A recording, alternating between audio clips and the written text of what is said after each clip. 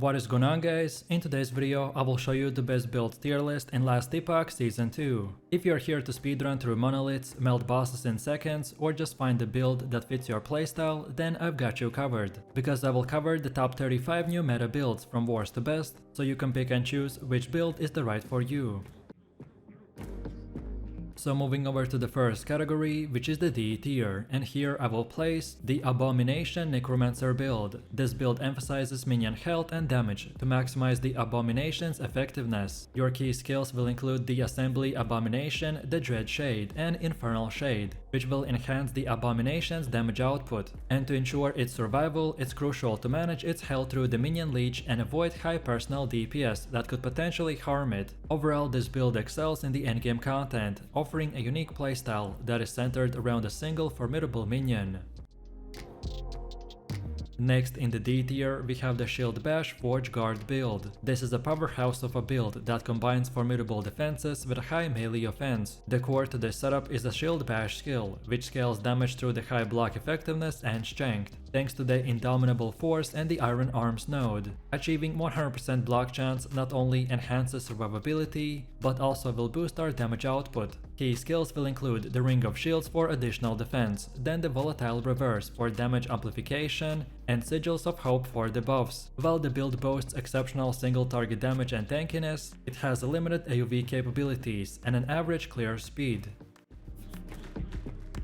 Next we have C tier, and for the first build we got the Earthquake Beastmaster build. This is a melee setup that combines high single target damage with a robust survivability. Core to this build is the synergy between the Tempest Strike and the Earthquake. Tempest Strike rapidly will generate mana and apply buffs like the Aspect of the Shark, while the Earthquake will deliver massive physical damage to finish off enemies. Support skills such as the Warcry and the Summon Frenzy Totem will further enhance the damage output and provide crucial buffs. Our mobility is maintained through the Fury Leap, allowing for swift engagements and repositioning. While we don't rely on unique items to function, incorporating gear like the Undisputed, Eye of the Reen, and the Aura's Time Glass can significantly boost your performance. Next in the C tier, we got the Squirrel Beastmaster build. This setup will transform your summon wolves into a swarm of the agile squirrels by using the unique helmet, the Herald of the Suri. These crit-focused minions, enchanted by the Squirrel Rage, will deliver rapid attacks with a high critical strike chance. Our core skills like the Swipe will trigger companion abilities, while the Summon Frenzy, Totem and Warcry will provide buffs and survivability. With an excellent clear speed and strong single target damage, this build will excel in the endgame content. However, it relies heavily on the Herald of the Suri, which makes it a gear dependent. Overall, this is ideal for players who enjoy commanding a fast-paced, minion-centric build. Then for one of the last ones in the C tier, we got the Roid Mage Necromancer build. This setup focuses on empowering a single skeletal mage, specifically a Cryomancer, into a formidable damage dealer. By utilizing the Archmage node, players will summon one enchanted mage instead of multiple weaker ones. Key skills will include the Dread Shade and Infernal Shade that are applied to this mage, boosting its damage output while managing your health through the leech mechanic and careful buffs. The build scales with the player's maximum mana, making the mana increasing gear and passives crucial. While you will get high single target damage and screen clearing potential, it will require careful management of buffs and minion survivability. Next in the C tier, we have the Multistrike build, which is a powerful melee setup, particularly when utilized by the Forge Guard mastery. Central to this build is the Multistrike skill, which delivers consecutive attacks that can summon Phantom Axes that significantly amplify your damage output. The build excels in single target scenarios, which makes it ideal for boss encounters. Key support skills include the Ring of Shields for enchanted defense, then Healing Hands for sustain, and Symbols of the Hope for additional buffs. While the build boasts exceptional tankiness and damage ramp up, it may feel slower due to deliberate attack animations and has limited AoV capabilities. And finally, for the last C tier build, we got the Forged Weapons, the Forge Guard. This is a powerful minion-focused setup that is based around the Forged Strike skill, which summons the forged weaponized minions that scale with your weapon stats. Enchanting these minions with the Void Cleave will send them to the overdrive, which significantly boosts their damage output. Mobility is maintained through the Volatile Reversal, allowing you to reposition swiftly while bringing your minions along. Defensively, the build leverages skills like the Ring of Shields and passives that enchant armor armor and block effectiveness, ensuring that your survivability in the endgame is very high. Then for the next category, we got the B tier, and for our first build, we got the Judgement Paladin, which is a powerful sentinel setup that excels in both survivability and damage output. Core to this build is the Judgement skill, which creates a consecrated aura, which is a damage over time effect that burns enemies while healing the Paladin and allies within the radius. This mechanic is similar to the Righteous Fire playstyle from the Path of Exile that offers a unique and engaging experience for new players. Next in the B tier, we got the Bleed Hammerdin Paladin build. This setup focuses on combining hammer throw and the bleed effects to create a high sustained damage. By utilizing the bleed status effect, this build will inflict damage over time, which stacks with the hammer throw's ability to hit multiple enemies at once. Vengeance and the Judgement will provide the Paladin with the damage buffs and survivability. For offense, we excel in sustained AoE damage, while maintaining strong defenses through the high armor and block chance. This is ideal for players who enjoy a mix of range combat and damage over time mechanics with a solid survivability in the endgame content.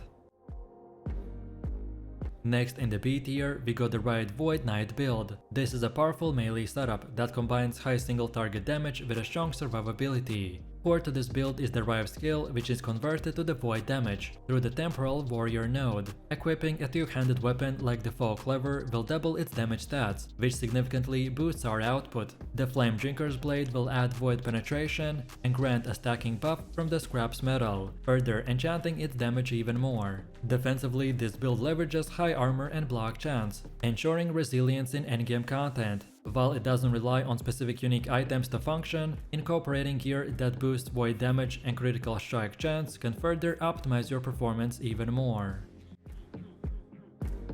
Next up we got the Hail of Arrows Marksman build. This is a tactical range setup that excels in AoE damage through the elemental damage over time. By utilizing the Hail of Arrows skills, this build will create a persistent rain of elemental damage, which overwhelms enemies in its area. The Marksman Mastery enhances this with skills like the Smoke Bomb and the Dark Quiver to generate shadows and buff damage, while the Swift provides mobility and additional damage buffs. Defensively, the build relies on gear for survivability, as it lacks innate defensive tools. Next in the B tier, we got the Fireball Sorcerer build. This is another ranged spellcasting setup that excels in high AoE damage and mobility. The main thing to this build is the Fireball skill, which enchanted with the nodes like the Embers, Seeker's Ash and Piercing Heat will create a seeking piercing projectile that shreds enemies' fire resistance. Supporting skills include Meteor for additional burst damage, Flame Ward for defensive layering, and Teleport for mobility and buffing.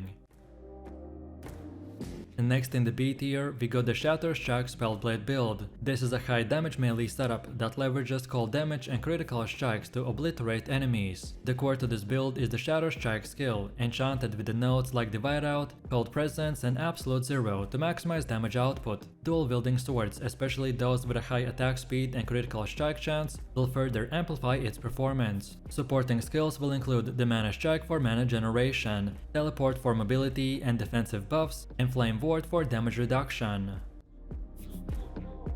Then next we have the Dead Seal Lich. This is a caster that excels in high single target damage and survivability. By utilizing the Reaper form, the Lich will gain a substantial offense and defensive buff, which enhances damage and resilience. The Dead Seal skill will enable the low life playstyle through the Deadlock node, providing 33% damage reduction and a 66% damage multiplier when active. This synergizes with nodes like the Desperate Shroud and the Corrupted Consciousness for additional buffs. Overall, this build is well suited for players seeking a dark caster capable of tackling endgame content with both power and resilience. Then for one of the last ones, we got the Wraith necromancer build. This is a powerful summoner setup that focuses on creating a formidable army of the ranged flame wraiths by utilizing the summon wrath and equipping 2 adorned immortal dolls with a chance to summon a flame wrath. All of this will make your wraths become fire based and ranged, which will significantly enhance their damage output. Supporting skills like the Dread Shade will boost the minion damage, while Drain Life will provide mana sustain and buffs through the nodes like the Catacomb and the Necrotic Feast.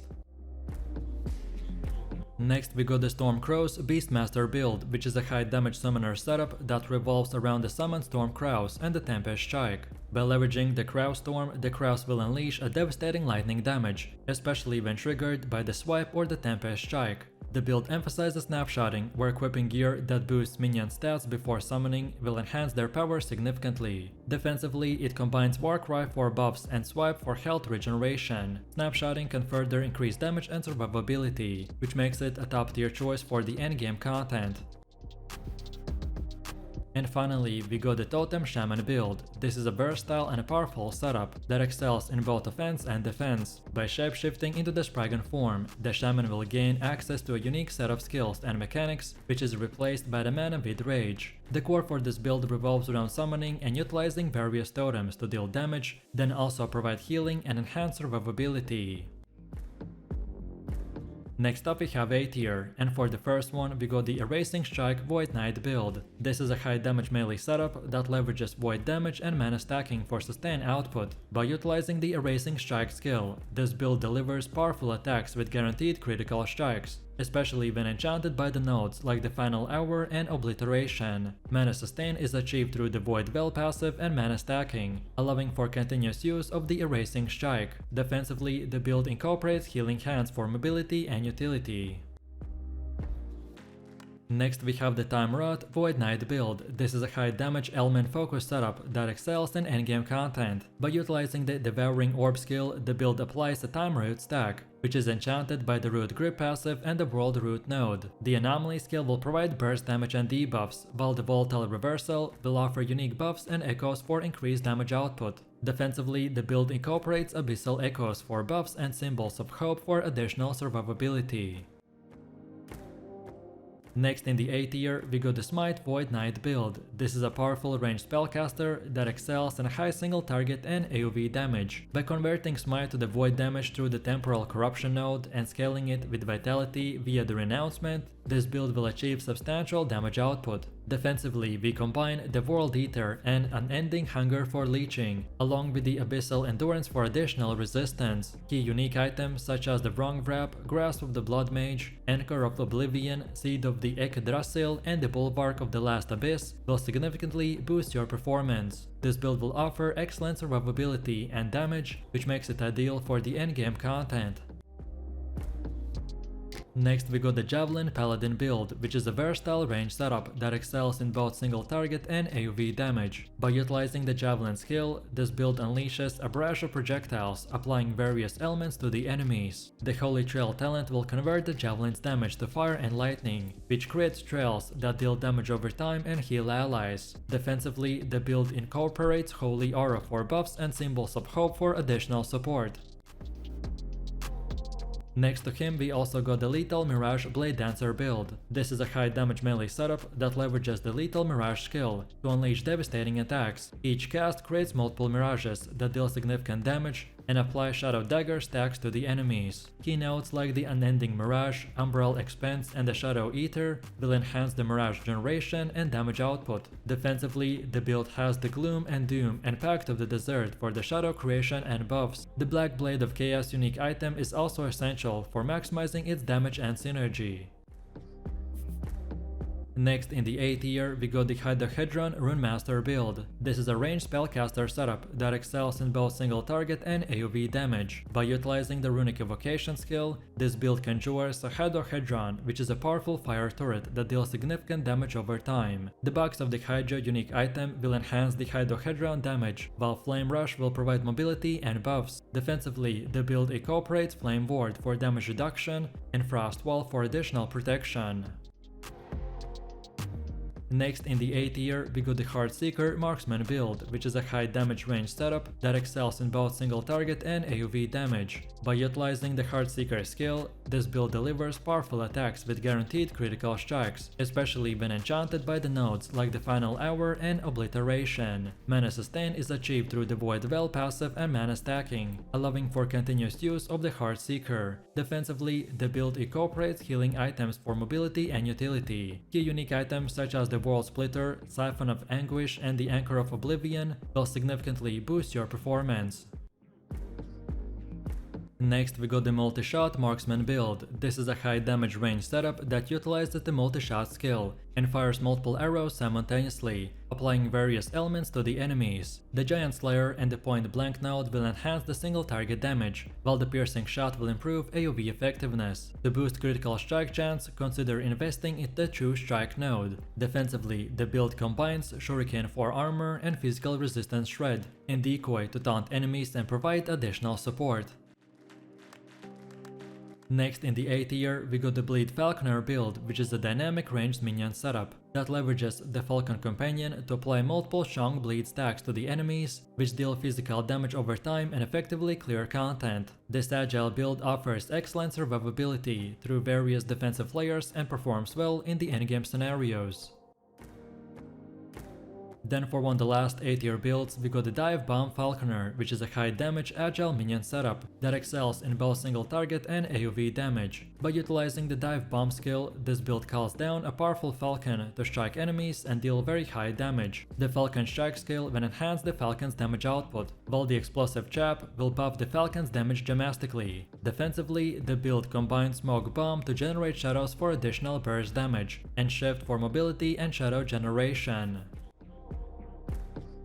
Next up we got the Frostbite Frostclaw Sorcerer build, which is a powerful cold-based caster that excels in applying frostbite and cold damage over time effects. Utilizing the Frostclaw skill, this build releases multiple projectiles that converge on target, dealing significant cold damage. The Elemental Nova skill is triggered by the Celestial Conflicts, also enchanted by the AoE damage. Defensively, the build gets Flame Ward for damage reduction, and Frost Wall for crowd control and additional damage scaling.